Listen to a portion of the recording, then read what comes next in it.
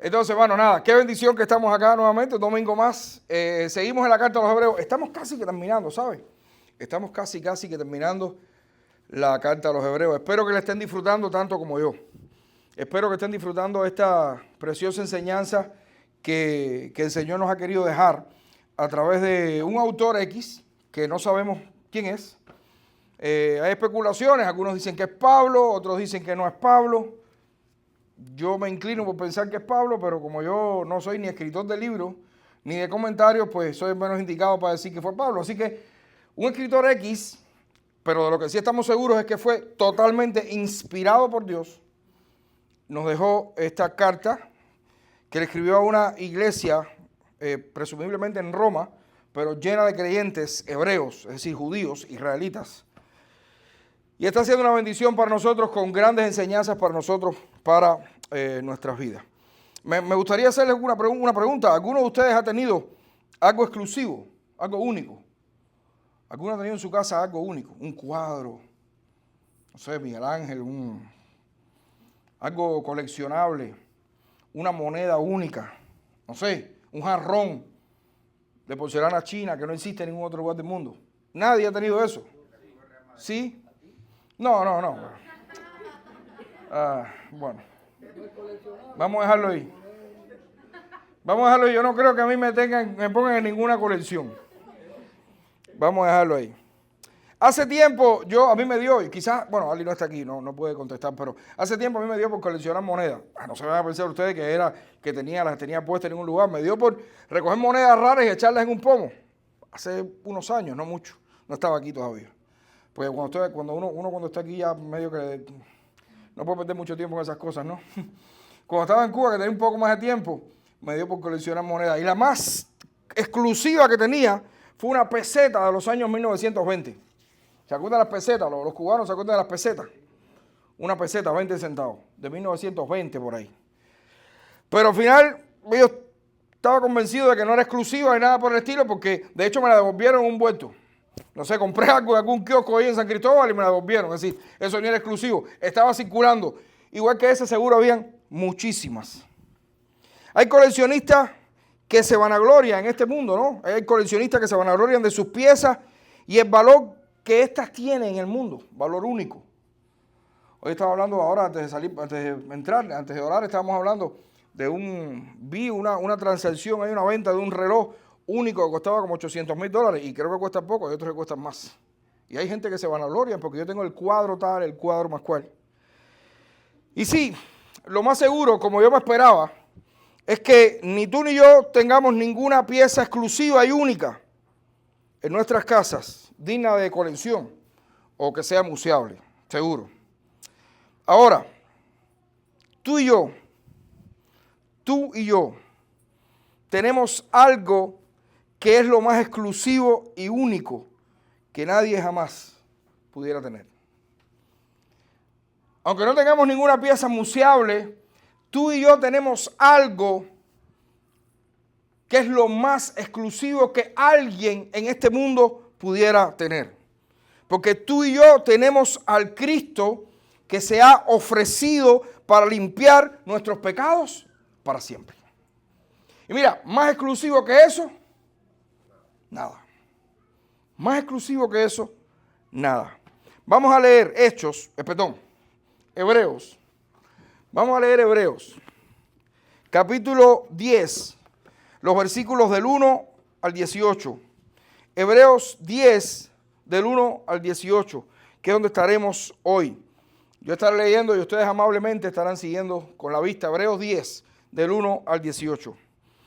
Y dice así: porque la ley, teniendo la sombra de los bienes venideros, no la imagen misma de las cosas, nunca puede, por los mismos sacrificios que se ofrecen continuamente cada año, hacer perfectos a los que se acercan.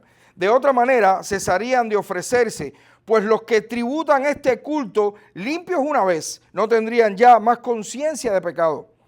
Pero en estos sacrificios, cada año se hace memoria de los pecados, porque la sangre de los toros y de los machos cabríos no puede quitar los pecados. Por lo cual, entrando en el mundo, dice: sacrificio y ofrenda no quisiste, mas me preparaste cuerpo. Holocaustos y expiaciones por el pecado no te agradaron. Entonces dije, he aquí que vengo, oh Dios, para hacer tu voluntad.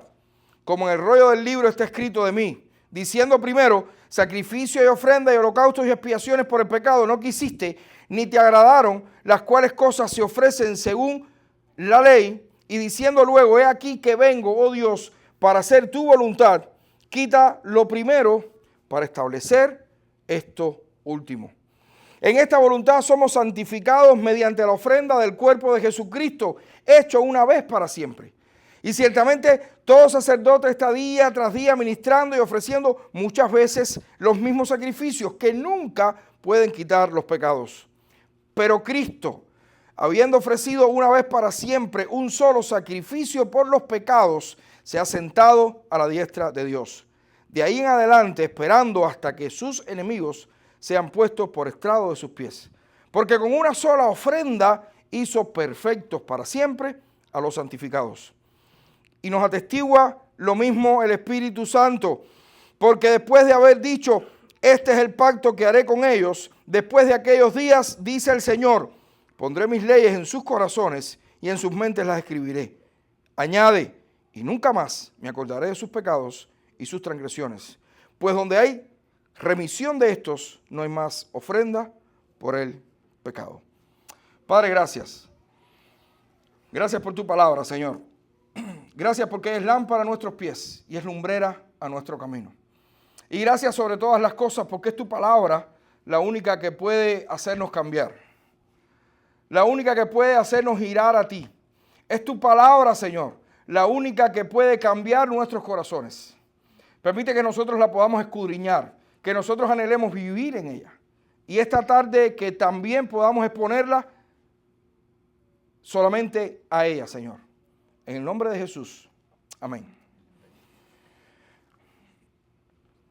Hermano, Cristo es la ofrenda única por nuestros pecados. Cristo es la ofrenda única por nuestros pecados. Y creo que esto es lo que nos está queriendo decir este pasaje. Y no solamente este pasaje, lo vamos a ver un poco más adelante.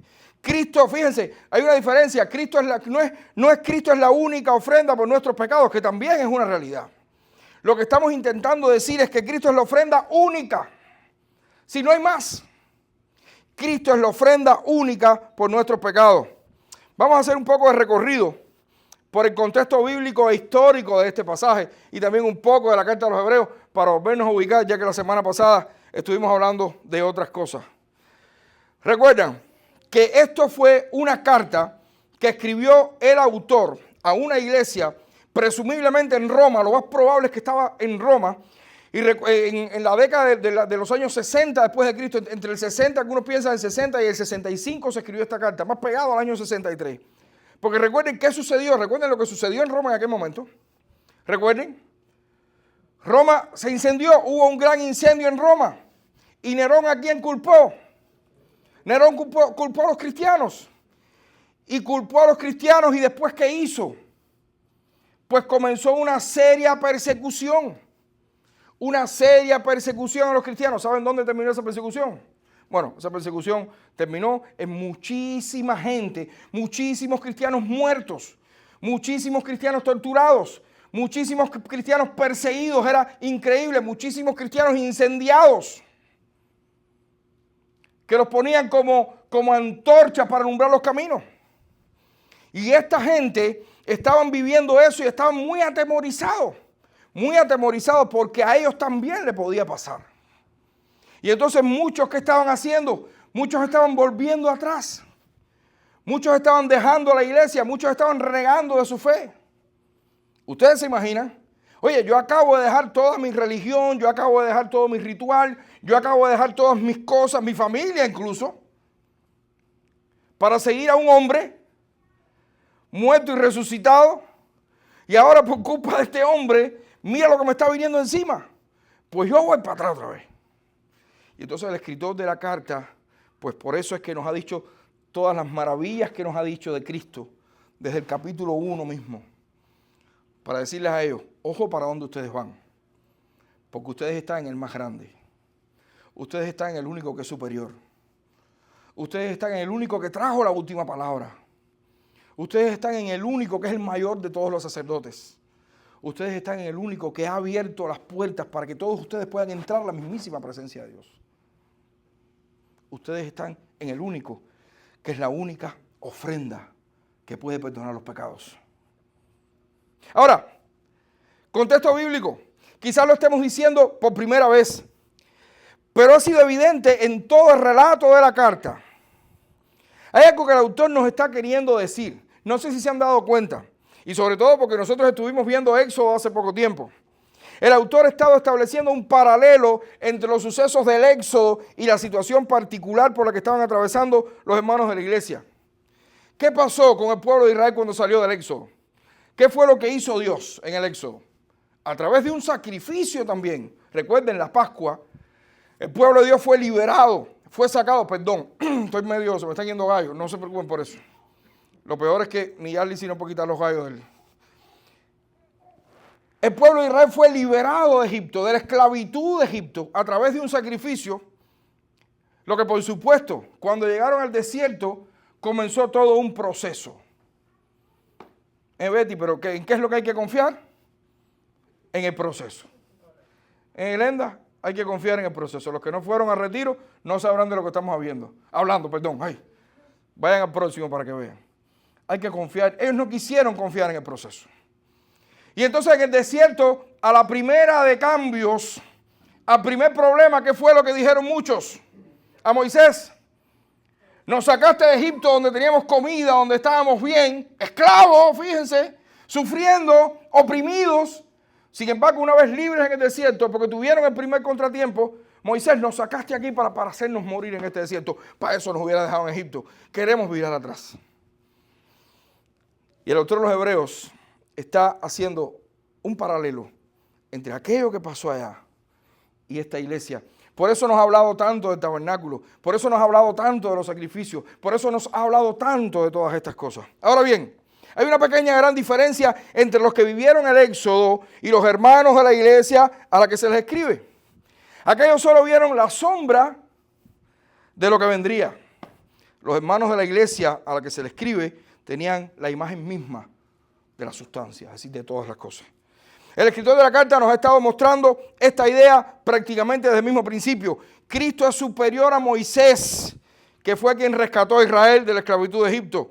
El sacerdocio de Cristo es superior al sacerdocio de Aarón, que eran los encargados de todo el ritual en el tabernáculo.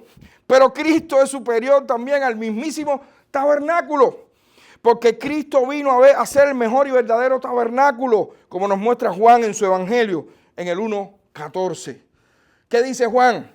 Y aquel verbo fue hecho carne y habitó entre nosotros y vimos su gloria, gloria como del unigénito del Padre, lleno de gracia y verdad. ¿Saben cuál es una de las ideas principales de todo el libro de Éxodo? Que Dios liberó a su pueblo para habitar en medio de ellos. Por eso la idea del tabernáculo. Porque si no era dentro de una tienda, Dios no podía habitar en medio de su pueblo, porque su pueblo moriría. Por eso el tabernáculo. Por eso Cristo, nosotros podemos decir que es el mejor y verdadero tabernáculo. Porque Cristo vino no para habitar dentro de una tienda, Cristo vino para habitar en un cuerpo de un ser humano. Cristo vino a tabernaculizar entre nosotros. Vino a habitar entre nosotros. Por eso podemos decir que Cristo es el mejor y verdadero tabernáculo.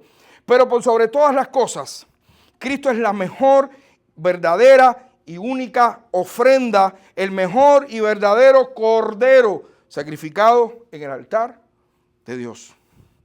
Hermanos, no hay más. No hay otra ofrenda. No hay otra ofrenda que pueda satisfacer por siempre la ira de Dios por nuestro pecado. No existe otra ofrenda que no sea Cristo. Cristo es la ofrenda única por nuestros pecados. Y es lo que nos está diciendo este pasaje. Ahora, ¿por qué lo podemos afirmar?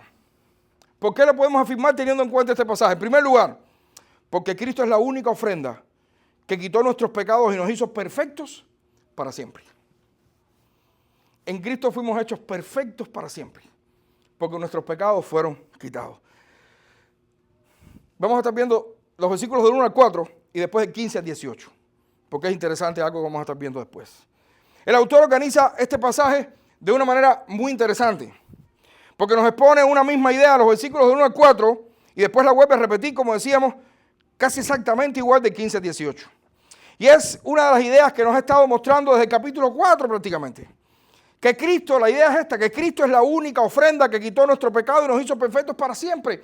Si ustedes se recuerdan, todos estos domingos anteriores, casi los últimos 4 o 5 domingos, hemos estado casi que hablando de lo mismo. Pero ¿saben qué? Pablo decía, a mí no me es molesto decirle las mismas cosas porque es seguro. Para ustedes es seguro, para nosotros es seguro. Y entonces nos da la idea de cómo el autor quiere acuñar esto varias veces. Sí, es muy importante conocer esta idea, entender esta idea. Este pasaje es una especie de resumen casi de los últimos 6 capítulos. Una parte en la que el autor ha sido muy repetitivo para que sus lectores y nosotros hoy nos demos cuenta de que es muy importante que esté claro en nuestras mentes y también en nuestros corazones. ¿Cuáles, entonces, además de esta, son las otras ideas que se ha estado repitiendo y que no nos cansaremos nunca nosotros de volver a escuchar? ¿Cuáles son algunas de estas ideas? Por ejemplo, número 1, que la ley y todo su sistema ritual era solo una sombra de lo que vendría. Y ahorita lo explicamos un poco. Toda la ley y todo el sistema ritual del Antiguo Testamento era solo una sombra. Mire, el tabernáculo apuntaba a Cristo. Los sacrificios apuntaban a Cristo como el mejor y último sacrificio. Los sacerdotes apuntaban a Cristo, que es el mejor y único sacerdote según el orden de Melquisedec. Todos y cada uno de los utensilios apuntaban a Cristo. Todo apuntaba a Cristo. Pero en resumen, la ley y todos los sacrificios anuales, todo eso que se hacía año tras año, todo eso apuntaba también a Cristo. ¿Saben por qué?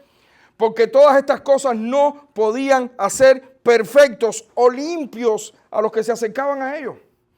Por eso era necesario año tras año hacer los mismos sacrificios. Por eso año tras año había que seguir matando corderos. Por eso año tras año había que seguir matando vacas y toros. Por eso hoy en día los que están en la santería o en otras religiones, para llamarlo de alguna manera, constantemente tienen que estar ofreciendo sacrificios y matando palomas y entregando sangre, yendo al tantra y poniéndose no sé cuántas cosas y rayándose y todas estas cosas, porque nada de eso puede hacer perfecto o limpio a los que se acercan. Nada. Porque todas estas cosas lo único que hacen es recordarle a la gente su pecado. Y es claro, cada vez que tú tienes que sacrificar algo para ver si te acercas a Dios, te estás recordando de tu pecado. Gloria a Dios que Cristo vino una sola vez y para siempre. Y es la idea que nos da este pasaje.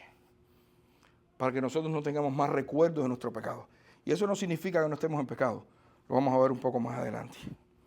¿Qué también nos enseña? Que la sangre de estos animales tampoco es efectiva. Y por tanto, todo el sistema ritual, lo único que hacía era recordar año tras año, como estábamos diciendo, el pecado de todo el pueblo. El autor quiere repetir, el autor quiere recalcar, el autor quiere remachar que el pacto anterior a la ley no podía quitar los pecados ni perfeccionarnos para siempre. Y aquí la idea no es hacernos perfectos porque ninguno de nosotros lo es.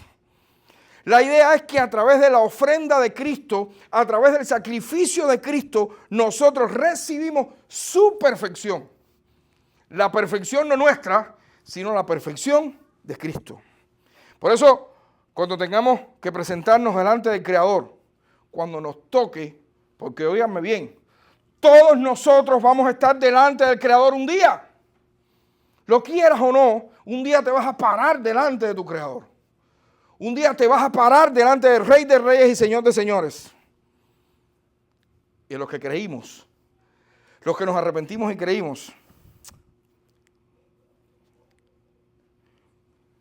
cuando nos paremos delante de Él, Él no verá nuestras imperfecciones, sino que va a ver la perfección de su Hijo, que murió por nosotros para tomar nuestras imperfecciones, limpiarnos de nuestros pecados y poner su palabra en nuestros corazones. Es por eso que el autor cierra este tema de forma magistral. Al final del pasaje, recuerden que estamos viendo también los últimos versículos ahora, citando al profeta Jeremías. El autor cita al profeta Jeremías en el capítulo 31, los versículos 33 y 34, y dice, en nuestro pasaje leemos, y nos atestigua lo mismo el Espíritu Santo, porque después de haber dicho, este es el pacto que haré con ellos. Después de aquellos días, dice el Señor, pondré mis leyes en sus corazones y en sus mentes las escribiré. Añade, y nunca más me acordaré de sus pecados y sus transgresiones. Nunca más.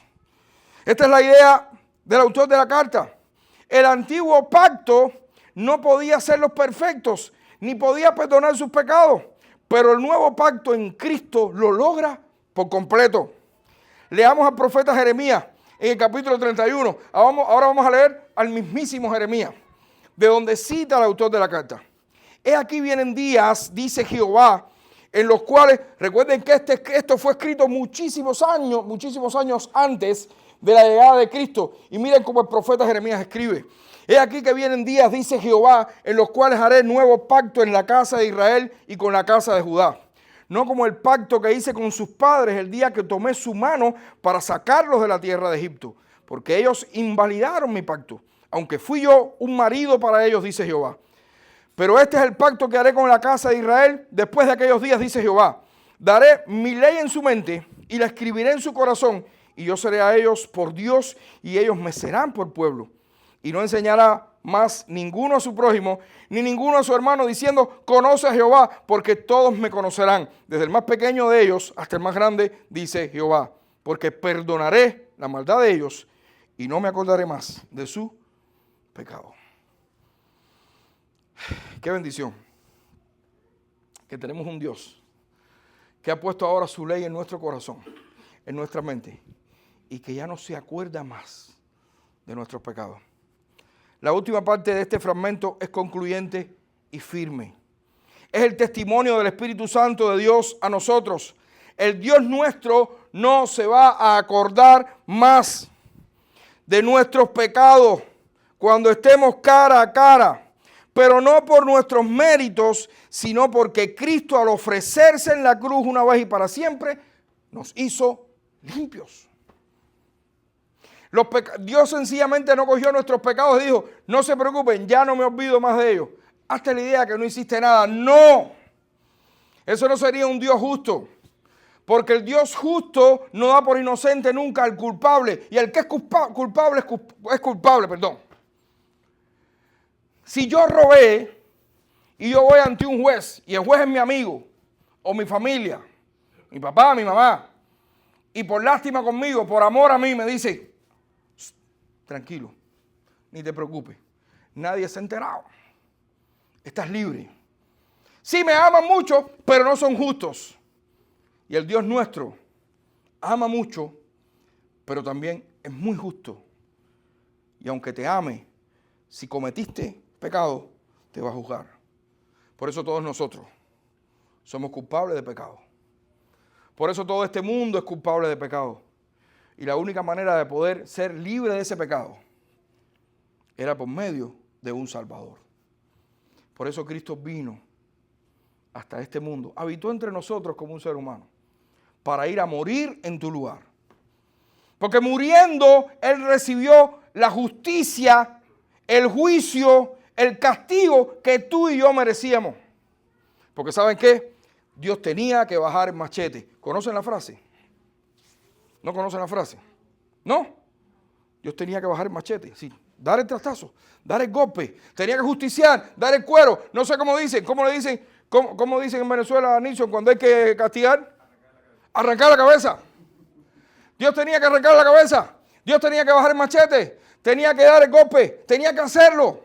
Porque es justo. Y nosotros merecíamos eso y más. Es que merecíamos la muerte.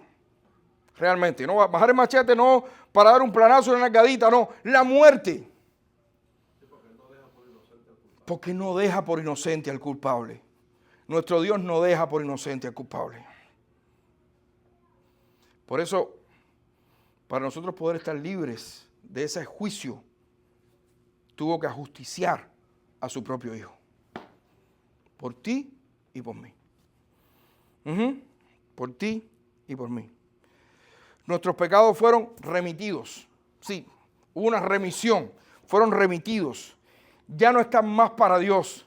No por nuestros méritos, recuerden, por la obra de Cristo. Y sí, aún estamos en ello, obvio. Aún cometemos pecados. Aún podemos caer. Pero delante de nuestro Padre Celestial somos limpios de todo pecado por la sangre del Cordero de Dios que fue ofrecido por cada uno de nosotros. Y esa es la maravilla del Evangelio. Esa es la razón por la que el versículo 18 dice que ya no hay más ofrenda por los pecados. No necesitamos más ofrenda por los pecados. No la necesitamos como se necesitaba en el antiguo pacto año tras año. La ofrenda de Cristo es la única que pudo quitar para siempre los pecados de todos aquellos que se arrepientan y crean en Él. No las necesitamos. Todo el que ha recibido el perdón de Dios por medio de Cristo no necesita más ofrenda. Cristo es la única ofrenda que quita nuestros pecados, la única que nos hizo perfectos. Pero pastor, ¿cómo es? Dígalo por favor, ¿cómo ser cristiano? ¿Cómo puedo hacer? Otros nos están mirando en las redes. Pues necesitas arrepentirte de tus pecados y creer en la obra de Cristo. Creer que Cristo vino a este mundo, vivió la vida que tú no podías vivir porque vivió una vida perfecta y sufrió la muerte que tú te merecías. Y yo me merecía. Por eso fue a la cruz. Si tú te arrepientes de tus pecados y crees que Cristo hizo todas esas cosas, que murió por ti y por tus pecados, pues tú vas a ser salvo. Es la única manera de buscar a Dios. A Dios no se busca de otra forma. ¿Qué implicaciones tiene eso para nosotros hoy, para la iglesia? ¿Qué implicaciones tiene eso para nosotros hoy? Porque no creo que ninguno de nosotros vaya a ir a hacer sacrificios de animales y cosas de esas. A ninguno se le ocurriría, ¿verdad? Volver atrás. Ciertamente no lo vamos a hacer. Pero hay otras cosas hay varias cosas que se pueden aprender aquí. Primero, podemos seguir reconociendo la supremacía de Cristo por sobre todas las cosas. Reconocer la supremacía de Cristo por sobre todas las cosas. Fíjense, aún uno de los más organizados rituales de toda la historia, el ritual judío, solamente estaba apuntando a Cristo. Era solamente una sombra de Cristo. Segundo, que tenemos una altísima responsabilidad porque ahora la ley de Dios está en nuestra mente y en nuestro corazón. Hermano, Dios ha hecho un pacto contigo, Dios ha hecho un pacto conmigo, Dios ha hecho un pacto con nosotros que no es eterno. Dios habitó en el desierto en medio de su pueblo por medio del tabernáculo y su ley, su sacerdocio y la muestra de su provisión estaban dentro de la tienda. Pero hoy Dios habita en nosotros. Dios ahora está en nosotros por medio de su Espíritu Santo y cada uno de nosotros es un sacerdote en sí mismo por el derecho que tenemos de entrar en la presencia de Dios. Y además, Dios nos ha provisto no solo del alimento material, sino también del alimento espiritual por medio de su palabra. ¿Qué responsabilidad tenemos tú y yo hoy en día? ¿Qué responsabilidad? Porque la ley de Dios no está allá y tenemos que esperar entonces que alguien venga a decirnos. La ley de Dios está aquí y está aquí, ya en nuestros corazones. ¿Qué vamos a hacer con eso? ¿Qué vamos a hacer con la palabra que tenemos aquí y que tenemos aquí? Que nos demanda muchísimas cosas. ¿Qué vamos a hacer con la palabra de Dios que nos está demandando que crezcamos cada día? ¿Qué vamos a hacer con la palabra de Dios que nos está demandando que nosotros vivamos espiritualmente cada día en un nivel superior? ¿Qué vamos a hacer con la palabra de Dios que nos está demandando que seamos creyentes genuinos? Que vivamos por Cristo, vivamos para Cristo. Y que vivamos incluso nuestras vidas, nuestros trabajos, negocios, empresas, todo lo que tengamos aquí, que lo vivamos para Él y para su gloria. ¿Qué clase de responsabilidad tenemos tú y yo por tener la ley de Dios aquí y aquí, su palabra aquí y aquí?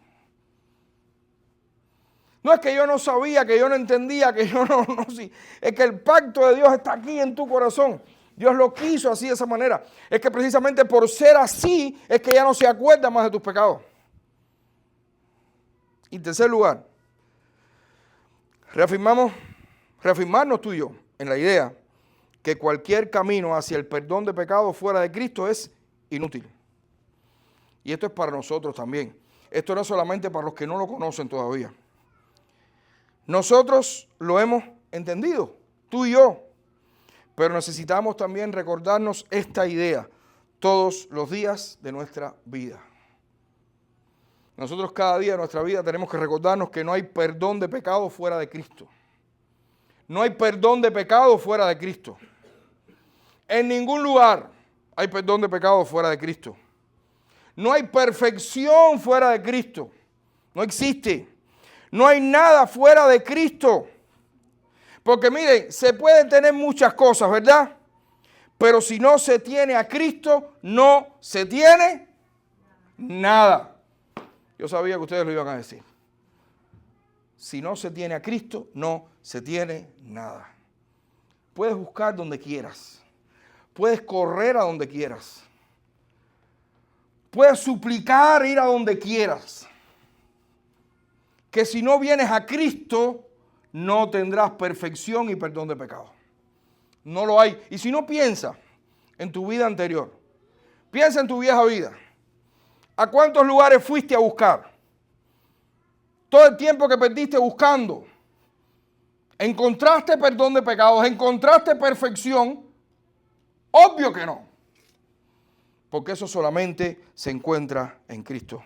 Hermano, Cristo es la única ofrenda digna por nuestros pecados, porque es la única que los quitó para siempre, nos hizo perfectos en Él. Pero además, y ahora casi que estamos terminando, porque Cristo es la única ofrenda que cumplió con la voluntad y el propósito de Dios, que es nuestra santificación. Es nuestra santificación. El autor cita ahora el Salmo 40, específicamente los versículos 6 y 8. Estamos ahora en los versículos del 5 al 14. Específicamente los versículos 6 y 8 los cita del Salmo 40. Y es que realmente no pudo haber escogido mejor. Este Salmo 40 es un grito de alabanza. ¿Saben por qué? Por la liberación que recibimos de Dios. El autor de la carta está citando un salmo que es un grito de alabanza por la liberación que se había recibido de parte de Dios. El Salmo 40 nos llama a ser pacientes y esperar. Miren qué cosa más interesante. El Salmo 40 nos está llamando a ser pacientes y esperar, a pesar de. El Salmo 40 nos llama a hacer la voluntad de Dios. Pero el Salmo 40 también nos llama a confiar, a tener fe y a depositar todo nuestro futuro en Dios. Y esto es de lo que estaba adoleciendo la iglesia a la que se le escribe. El autor de los Hebreos, en una clara interpretación de este Salmo 40, entiende que es Cristo aquel que realmente cumplió la voluntad de Dios para entregarse como ofrenda por los pecados del pueblo y de esta manera darle plena libertad. Plena libertad. Porque ¿saben qué? Cristo nos dio plena libertad. ¿Y qué es la libertad? ¿Qué es la libertad?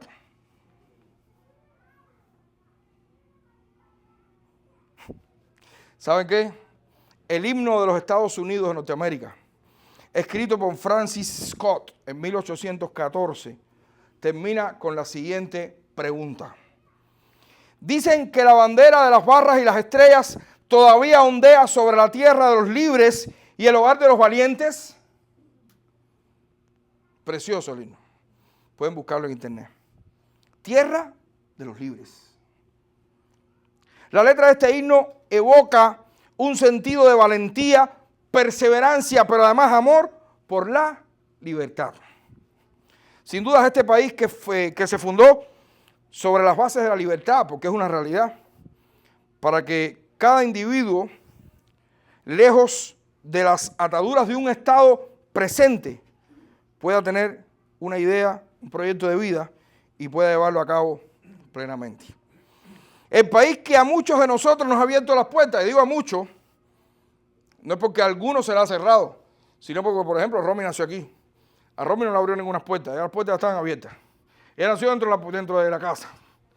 Por eso digo que algunos. ¿Ah? Nació libre. Por eso, Ale después fue que le puso la soga, pero nació libre al principio. Este país ha sido por muchísimos años el campeón de la libertad. Pero esa no es precisamente la libertad a la que le canta el Salmo 40. esa no es la libertad a la que le canta el Salmo 40. No es. El Salmo 40 le canta a la libertad que se recibe solo por parte de Dios. Una libertad que no será nunca ganada por nosotros.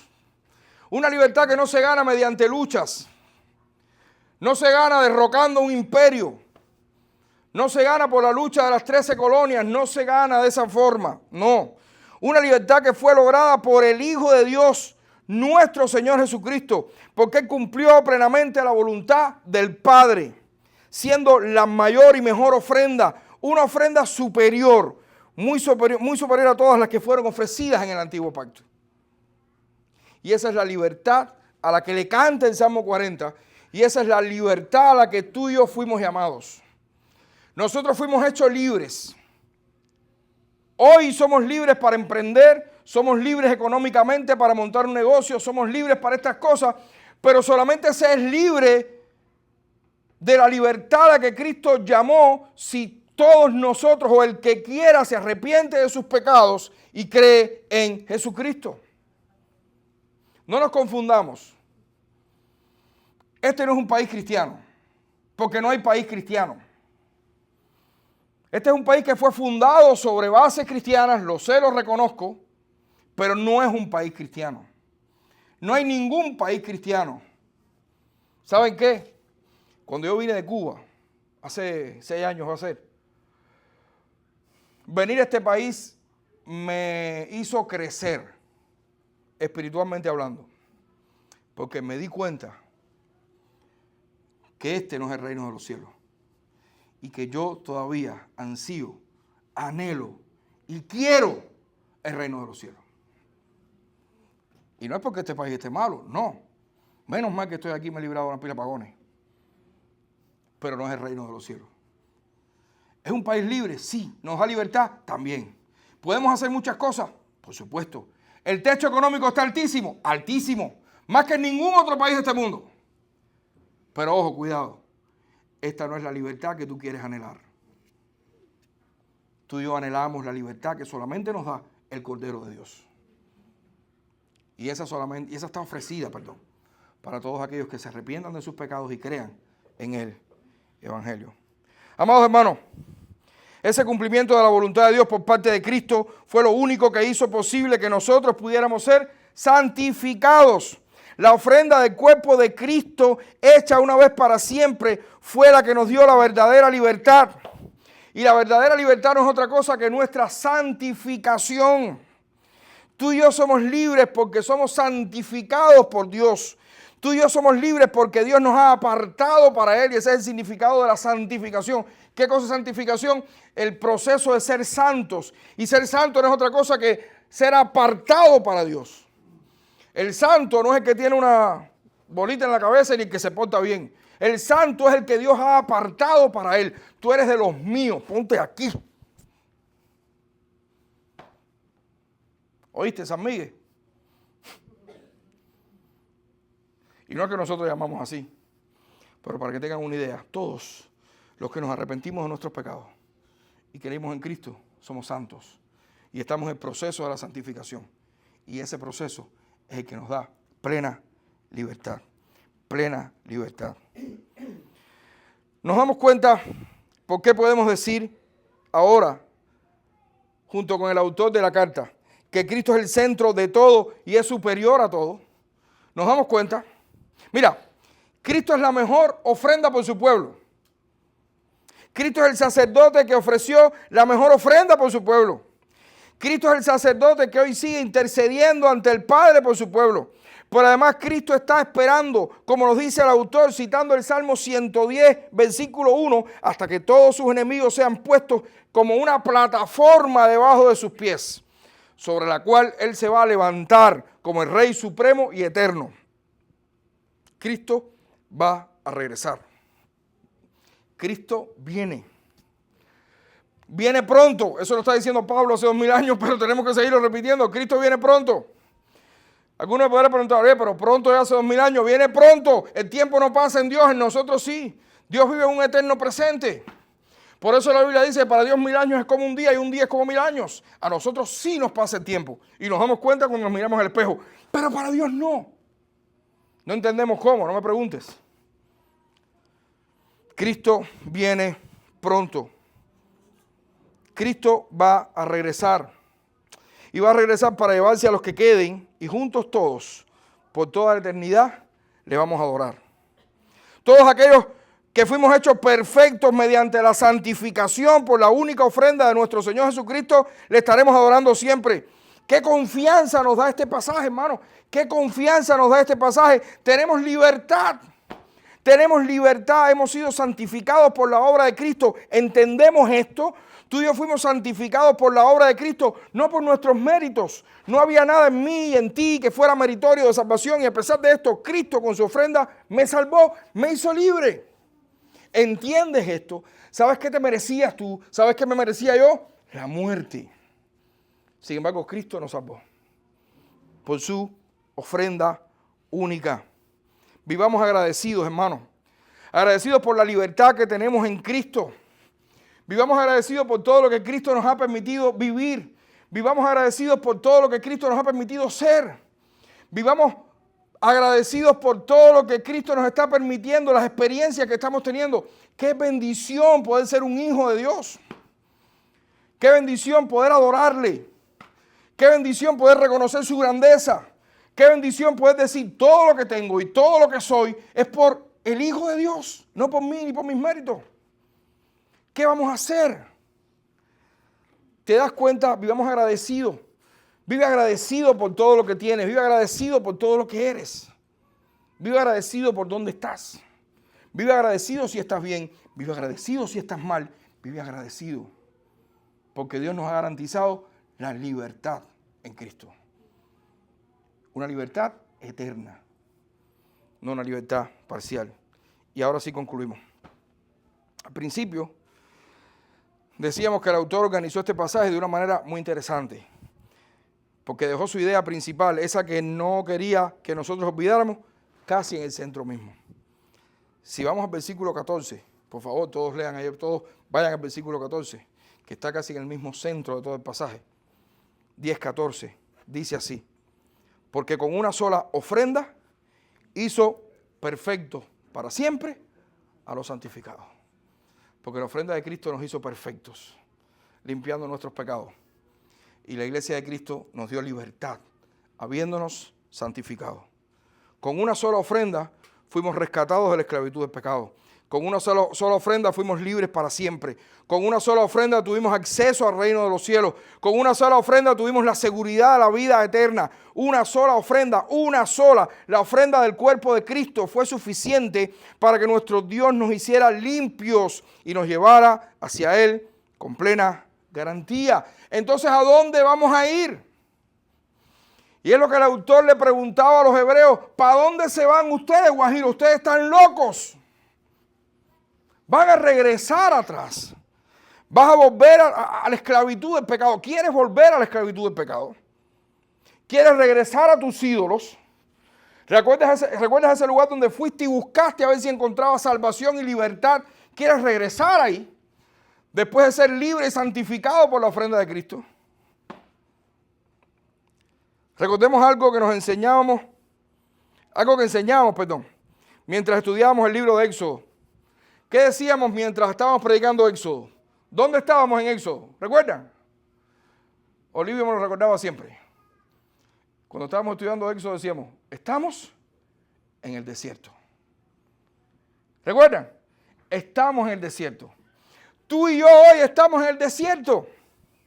Estamos en el desierto de esta vida. Estamos en el proceso.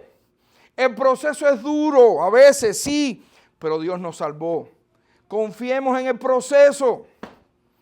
Confiemos en este proceso donde Dios nos tiene en este desierto de la vida. Dios nos hizo libres y además está habitando en medio nuestro. El proceso es duro, pero al final,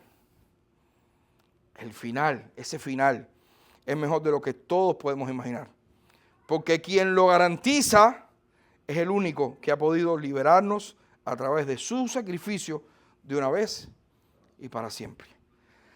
Recuerda, eras un esclavo de pecado y Cristo ha sido, es y será la única ofrenda que nos ha liberado.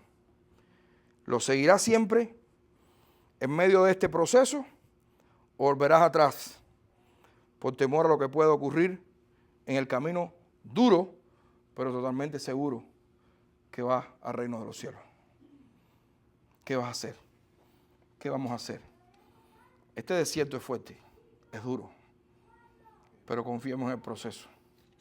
El Señor nos ha dado libertad y ha perdonado nuestros pecados y nos está llevando directo, y eso lo vamos a ver en los capítulos siguientes de Hebreos, al reino de los cielos, a su morada, para habitar eternamente con Él. ¿Nos mantenemos en el camino? Nosotros somos de los que nos mantenemos. Vamos a orar. Padre, gracias. Gracias por tu palabra, Señor. Gracias porque ella es lámpara a nuestros pies y lumbrera a nuestro camino. Gracias porque a través de tu palabra podemos estar completamente seguros, convencidos de que fuera de Cristo no tenemos nada. Fuera de Cristo no hay perdón. Fuera de Cristo no hay libertad. Fuera de Cristo no hay nada. Por eso te rogamos, Señor, de que tú nos ayudes, que tú nos sostengas y que tú nos des firmeza para nosotros ni siquiera pensar en la posibilidad de renegar nuestra fe. Queremos vivir para ti y para tu gloria, confiando en lo que tú eres, en quién tú eres y lo que has hecho por cada uno de nosotros. En el nombre de Jesucristo. Amén.